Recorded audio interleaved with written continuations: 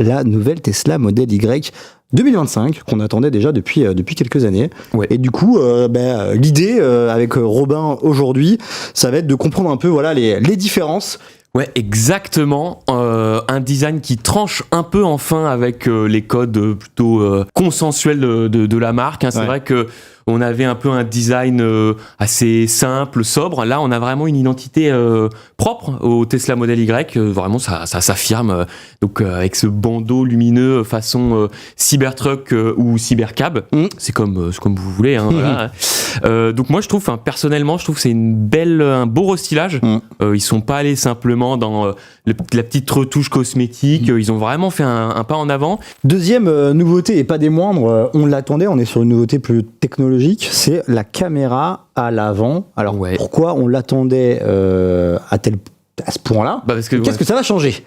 Surtout que c'était très attendu. En fait, quand les premières photos sont apparues sur Internet, tout le monde achetait un œil sur le pare-choc et se fait il y a une caméra. Et on était là, est-ce que ça va vraiment être sur le modèle de série? Est-ce que ça va être dispo chez nous ou pas? Donc cette caméra avant, ça va être vraiment le mieux, ça va être pour tout ce qui est manœuvre en fait.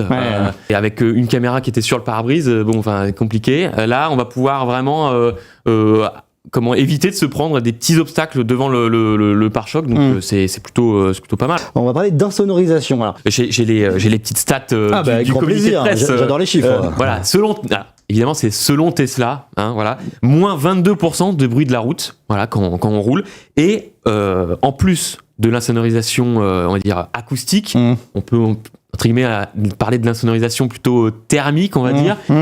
Et Tesla dit que il y a plus 26% des rayons du soleil qui sont renvoyés.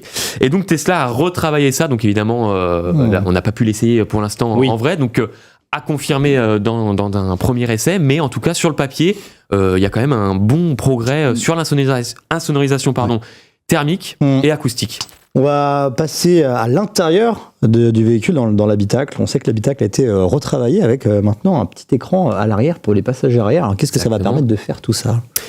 Et donc l'écran à l'arrière pour les passagers, donc ça va pouvoir permettre de jouer si les enfants ou les passagers adultes ont envie de jouer, contrôler la climatisation, regarder des films, YouTube, le divertissement. Donc c'est un écran qui fait 8 pouces. Voilà, c'est un petit plus sympathique pour justement les longs trajets en vacances.